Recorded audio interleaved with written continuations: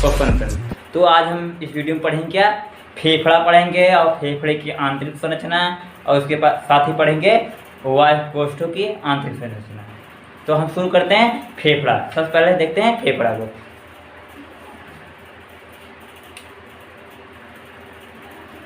फेफड़ा मनुष्य का प्रमुख श्वसन अंग होता है। फेफड़ा जो होता है मनुष्य का प्रथम यानी प्रमुख श्वसन अंग होता है।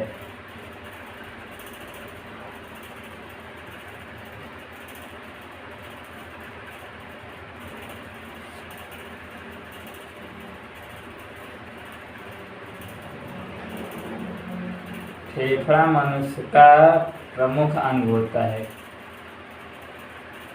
जो उदर गुहा में स्थित होता है, जो उदर गुहा में स्थित होता है। यह और फेफड़ों की संख्या 2 होती है। फेफड़ों की संख्या 2 होती है। यह हल्का गुलाबी रंग का और लचीला होता है। जो हमारा फेफड़ा होता है यह हल्के गुलाबी रंग का होता है। तो हम पढ़ रहे हैं क्या, फेफड़ा लंग्स। फेफड़ा मनुष्य का प्रमुख श्वसन अंग होता है। यह हल्का गुलाबी रंग का होता है। इसे हम बनाते हैं फेफड़ों को इस प्रकार से। यह हल्का गुलाबी रंग का होता है तथा लचीला होता है, जो वक्ष गुहा में स्थित होता है।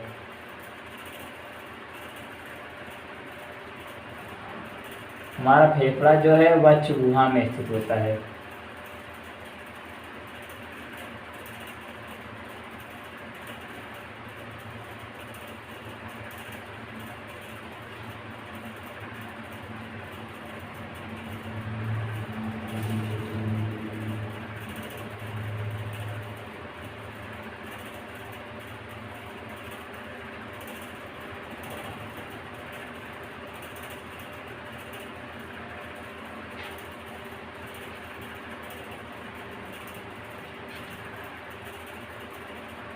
हमारा फेफड़ा वक्ष गुहा में स्थित होता है और चारों तरफ से हृदय को घेरे रखता है। और इसका निचला सिरा जो होता है, किनारा होता है, यह डायफ्राम के ऊपर स्थित होता है। इसका जो निचला सिरा होता है, निचला सिरा वह डायफ्राम के ऊपर स्थित होता है। इसमें क्या होते हैं हमारे, क्या कंठ हो गया, हमारा कंठ है, हमारा एक कंठ है। उसके बाद श्वास नली है, ये श्वास नली हो गया। उसके बाद हमारा ये दायां फेफड़ा है, दायां फेफड़ा, और ये बायां फेफड़ा।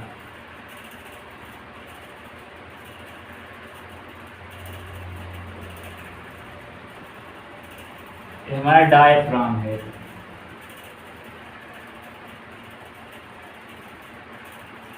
डायफ्राम हो गया। उसके बाद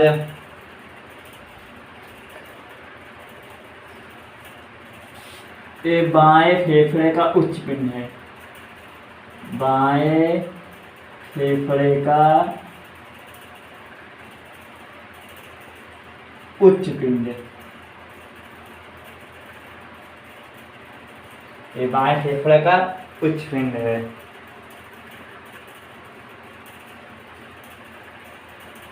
ये हमारी मुख्य दाईं श्वसनी है।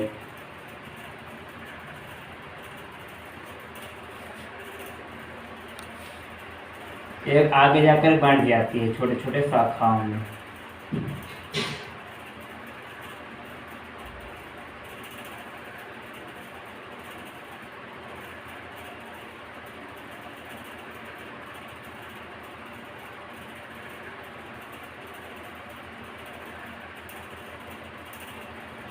इसी प्रकार बढ़ती चली जाती है, श्वसनियाँ बढ़ती जाती हैं, शाखाओं उप शाखाओं में बढ़ जाएंगे, दोनों तरफ से इस प्रकार बढ़ जाएंगे।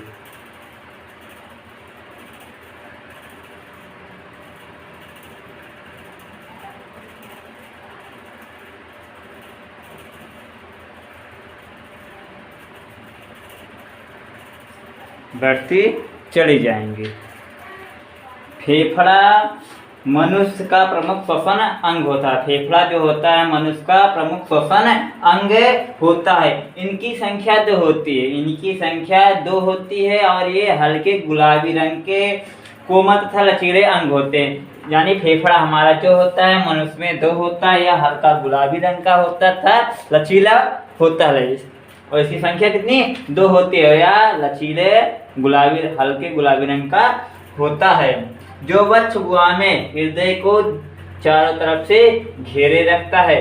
यहाँ यानी कि हमारे बीच में हृदय होता है, हृदय के दोनों तरफ हमारे बायां फेफड़ा और दायां फेफड़ा स्थित होता है। दायां फेफड़ा और बायां फेफड़ा स्थित होता है, जो हृदय को दोनों तरफ से घेरे रहता है। प्रत्येक फेफड़े के चारों ओर पतली तथा दोहरी झिल्ली चढ़ी होती है। प्रत्येक फेफड़े पर एक पतली झिल्ली चढ़ी होती है। प्रत्येक फेफड़े पर 2 कला युक्त झिल्ली चढ़ी होती है, जिसे फुफ्फुस आवरण कहते हैं। इसके ऊपर दोहरी झिल्ली चढ़ी होती है इस प्रकार से।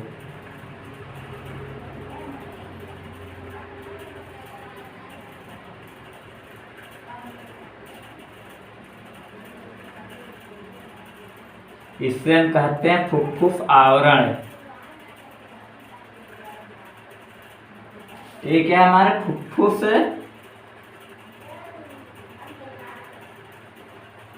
वरण, फुफ्फासरण, यानी कि फुफ्फुस आवरण होता है। फेफड़े के ऊपर पाई जाने वाली झिल्ली या दोहरी कला की होती है, इसे कहते हैं फुफ्फुस आवरण कहते हैं। हाँ, इसे हम कलर कर देते हैं, हमारा फुफ्फुस आवरण हो गया है। इसे हम पैडी बना देते हैं कलर में इस प्रकार से।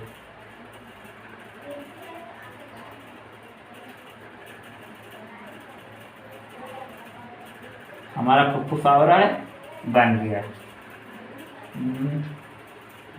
इस प्रकार से।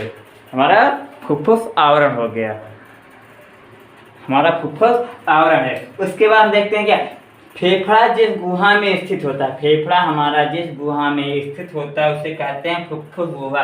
यानी कि फेफड़ा जिस गुहा में पाया जाता है, जिस स्थान में पाया जाता है, उसे हम कहते हैं फुफ्फुस गुहा कहते हैं। यानी फुफ्फुस गुहा में हमारा फेफड़ा स्थित होता है। फुफ्फुस गुहा में एक लफ्ज़दार तरल पदार्थ भरा होता है। फुफ्फुस गुहा में एक लफ्ज़दार तरल पदार्थ भरा होता है, जिसे हम कहते हैं फुफ्फुसी तरल कहते हैं।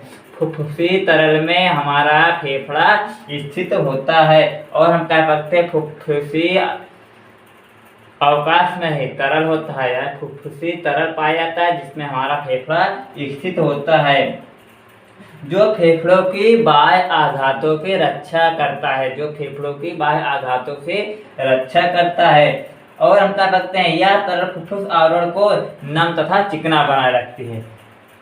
तो क्या है, हमारे शरीर में जो फेफड़ा है यह प्रमुख श्वसन अंग होता है, और हमारा फेफड़ा जो होता है यह हल्के गुलाबी रंग का होता है, और यह लचीला होता है, और इसके चारों तरफ, फेफड़े के चारों तरफ एक दोहरी कला युक्त झिल्ली चढ़ी होती है, जिसे हम कहते हैं फुफ्फुस आवरण कहते हैं। और यह हमारा फेफड़ा जिस स्थान में होता है उसे हम फुफ्फुस मध्यावकाश कहते हैं। और यह इसके यानी कि हमारा जो फेफड़ा है जिस स्थान में पाया जाता है उसमें एक तरल पदार्थ भरा होता है, जिसे हम फुफ्फुसी तरल कहते हैं, जो बाह्य आघातों से फेफड़े की रक्षा करता है, इसे सुरक्षा प्रदान करता है, और इसे घर्षण से बचाया रहता है तथा इसे नम और चिकना बनाता है। हमारा जो तरल पदार्थ होता है फेफड़ों को चिकना बनाए रखता है, और इसे मुलायम यानी चिकना बनाए रखता है, नम तथा चिकना बनाए रखता है, और इसे बाह्य आघातों से सुरक्षा प्रदान करता है, और इसे घर्षण से भी रोकता है। दोनों फुफ्फुस गुहाएं यानी जहां हमारे फुफ्फुस होते हैं यानी फेफड़े होते हैं, मध्य में सकरे होते हैं, जहाँ पर हमारी श्वास नली होती है, यानी ये श्वसनी पाई जाती है। श्वास नाल होता है, श्वसनियाँ होती हैं, ग्रास नली होता है, हृदय आदि अंग उपस्थित होते हैं। यानी फेफड़ा जो होता है बहुत कम स्थान में स्थित होता है, जहाँ पर हमारी क्या होती है, श्वास नली होता है, श्वसनी होती हैं, और इसमें हमारा ग्रासनली होता था, हृदय बहुत मध्य अवकाश में होते हैं, मध्य स्थान में होते हैं, जिन्हें हम इसे बोलते हैं, इसे कहते हैं संकीर्ण कहते हैं, बहुत कम स्थान में होते, इसी स्थान को मध्य अवकाश कहते हैं, इसी स्थान को मध्य अवकाश कहते हैं। यानी कि जहाँ पर हमारी श्वास नली होगी, श्वसनी होगी और हृदय होगा, उसे हम मध्य अवकाश कहेंगे। यानी मध्य अवकाश में हमारा हृदय होगा, यहीं पर हमारा क्या है, हृदय, हार्ट हमारा यही होता है। और मध्य अवकाश में क्या होता है, हृदय होगा, श्वसनी होंगी और श्वास नली पाई जाती है। श्वसनी हृदय यानी कि श्वसनी होगी और श्वास नली हो गए और हृदय, यह मध्य अवकाश में ही स्थित होती है। और मध्य अवकाश एक संकीर्ण स्थान होता है। दाहिना फेफड़ा हमारा, ये हमारा दाहिना फेफड़ा है, ये हमारा बायां फेफड़ा है। दाहिना फेफड़ा जो होता है बाएं फेफड़े से हल्का बड़ा होता है, हल्का चौड़ा होता है, परंतु लंबाई में छोटा होता है, और यह लंबाई में हल्का सा छोटा होता है। फेफड़े तंतुपट डायफ्राम से उभरे हिस्से पर चिपके होते हैं।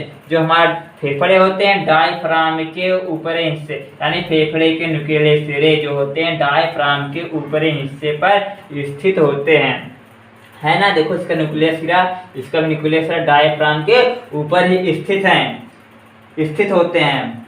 इसे फेफड़े का आधार कहते हैं, यानी डायफ्राम को ही फेफड़े का आधार कहते हैं, क्योंकि हमारे आधार डायफ्राम पर ही दोनों फेफड़े स्थित होते हैं, चिपके होते हैं। तथा शंक्वाकार जो छोर होता है इसे हम कहते हैं शीर्ष कहते हैं, इसे हम शीर्ष कहते हैं। यानी फेफड़े का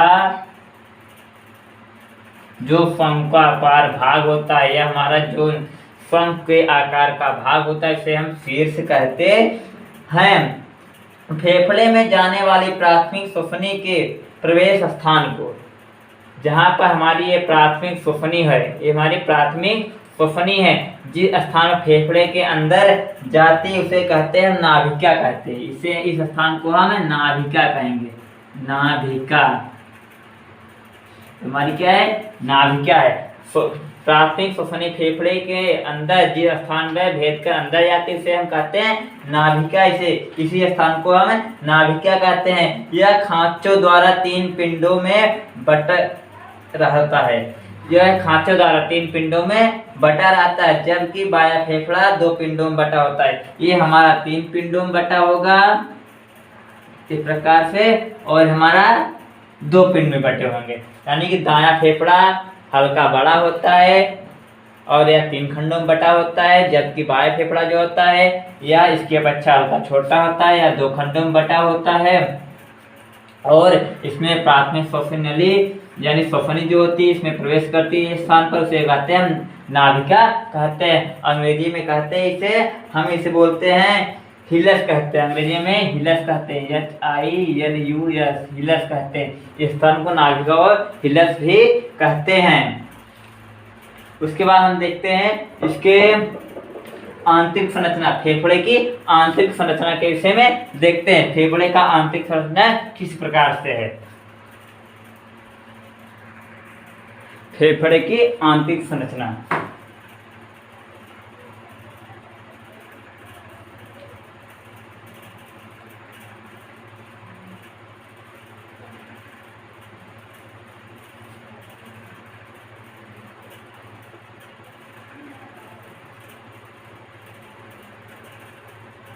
फेफड़े की आंतरिक संरचना इंटरनल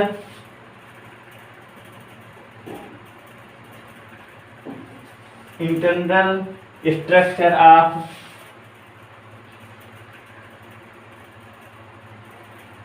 लंग।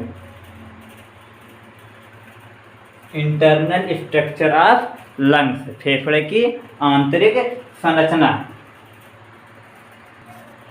फेफड़े की आंतरिक संरचना, फेफड़ा बाहर से तो चिकना होता है, बाहर से चिकना दिखाई देता है। जो हमारा फेफड़ा होता है बाहर से चिकना तथा सपाट दिखाई देता है, परंतु इसकी आंतरिक संरचना जो होती है, यानी फेफड़ा जो होता है बाहर से चिकना और सपाट दिखाई देता है, इसका आंतरिक संरचना जो होती है वह मधुमक्खी के छत्ते के समान अंदर से वायु कोष्ठ दिखाई देता है, छोटे छोटे इसमें वायु कोष्ठ होते हैं, वायु के गुबारनुमा संरचनाएं होती हैं। तो हम देखते हैं क्या हमारा यही है, इसे हम बनाते हैं अपना।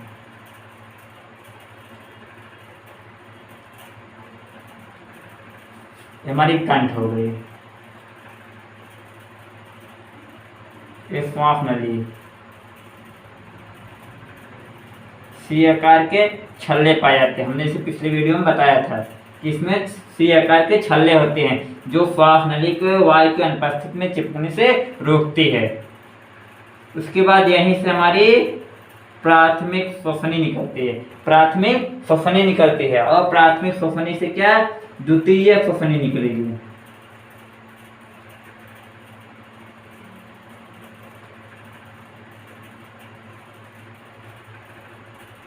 द्वितीय तृतीय बढ़ती जाएगी और अंत में जा करके एक छोटे से गुब्बारे नुमा संरचना में जाकर के समाप्त हो जाएगी।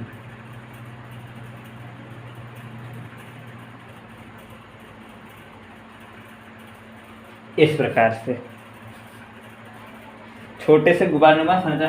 फेफड़ा बाहर से हमें तो चिकना तथा सपाट दिखाई देता है। ये हमारा कंठ हो गया, ये हमारा श्वास नली हो गई।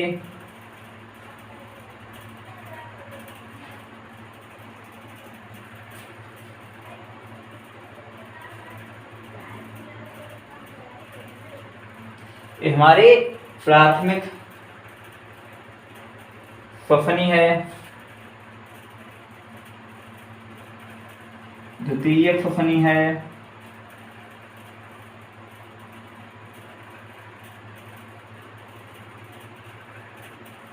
इसी प्रकार द्वितीय तृतीय बढ़ती चले जाएगा और अंत में इसका एक छोटे से गुब्बारनुमा संरचना के बाद समाप्त हो जाता है। तो हमारा फेफड़ा जो है बाहर से तो चिकना था सपाट दिखाई देता है, परंतु आंतरिक संरचना जो होती है मधुमक्खी के छत्ते के समान है। इसमें क्या होता है, वायु कोष्ठ होते हैं, वायु की छोटे छोटे गुब्बारनुमा संरचनाएं होती है जो गैसीय विनिमय के लिए अति संवेदनशील होती है। प्रत्येक वायु कोष्ठ एक श्वसनी में से, प्रत्येक वायु कोष्ठ एक श्वसनी से निम्न प्रकार से, इस प्रकार से जुड़ी होती, इस प्रकार से संबंधित होती है, जुड़ी होती है। जो हमारी प्रत्येक गुब्बारनुमा संरचना होता है इस प्रकार से जुड़ी होती है, इस प्रकार से संबंधित होती है। प्रत्येक श्वसनी श्वास नली के दो भागों में बंटने से बनती है।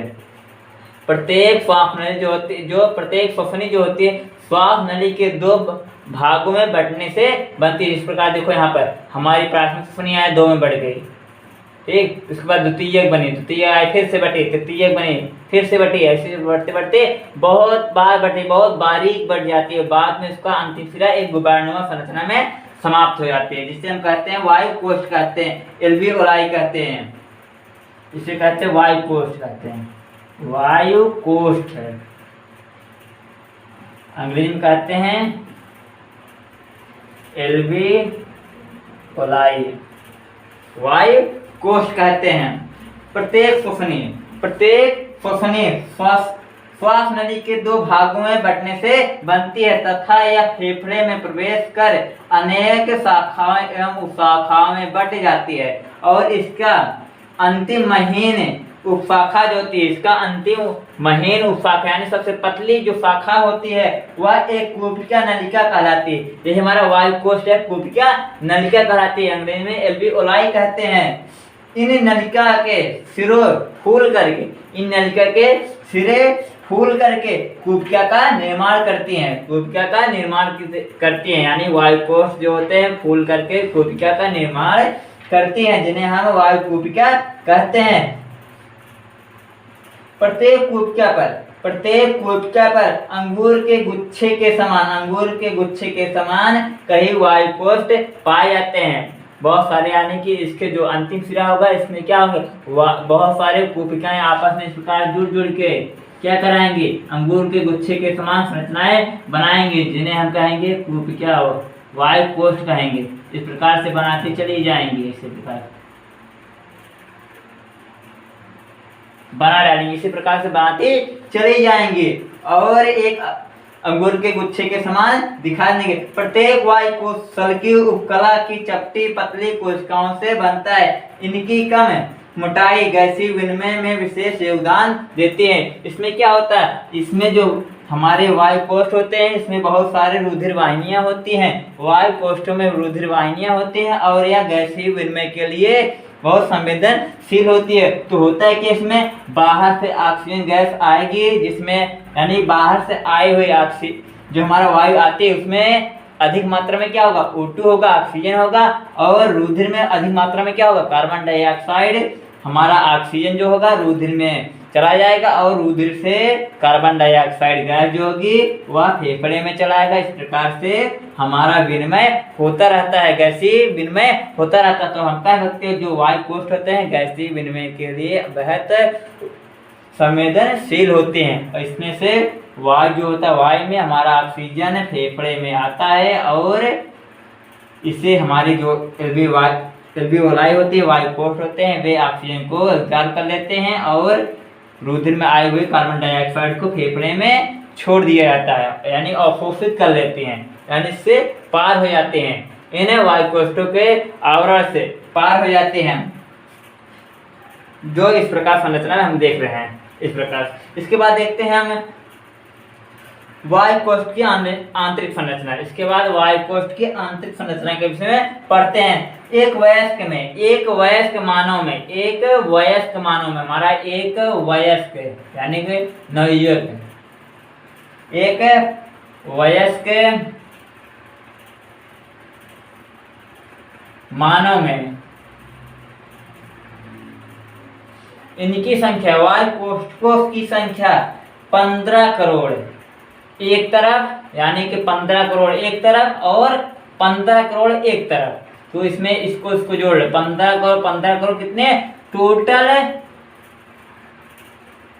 30 करोड़, 30 करोड़, यानी दोनों फेफड़ों में मिलाकर के वायु कोष्ठकों की संख्या 30 करोड़ होती है। एक वयस्क मानव में टोटल 30 करोड़ एल्वियोलाई पाए जाते हैं। 15 करोड़ एक फेफड़े में यानी बाएं फेफड़ा में और 15 करोड़ दाएं फेफड़े में वायु कोष्ठकों की संख्या होती है। और नवजात शिशुओं में इनकी संख्या 2 होती है। नवजात शिशु में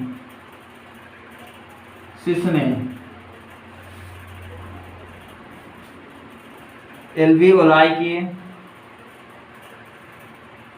संख्या 2 करोड़ होती है।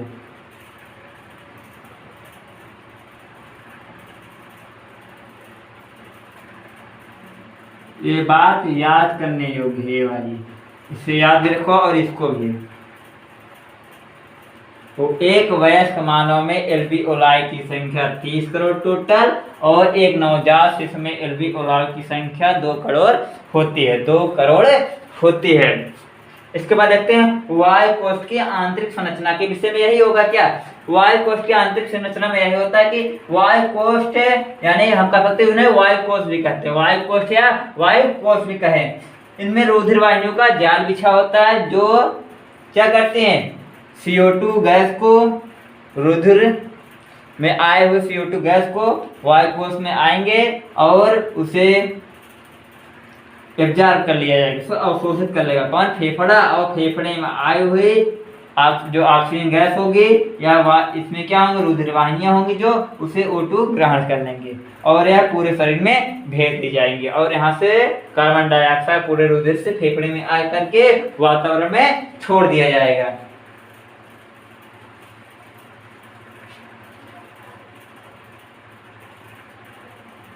जो हमारी वायु कोष्ठ होती हैं यह विस्तृत रूप से फेफड़े के भीतर गैसीय विनिमय के लिए उत्तरदायी होते हैं, यदि हमारा एल्वियोलाई ना होता तो यह ऑक्सीजन गैस को एब्जॉर्ब न करता और ना ही CO2 को फेफड़े में छोड़ा जाता। तो इसी टॉपिक के साथ हमारा ये श्वसन तंत्र यानी कि रिस्पायरी सिस्टम का टॉपिक खत्म होता है। तो अगले वीडियो हम किसी नए टॉपिक के साथ आएंगे। तो हमारा वीडियो अच्छा लगता है तो इसे लाइक कीजिए और शेयर कीजिए और चैनल को भी सब्सक्राइब कीजिए। धन्यवाद।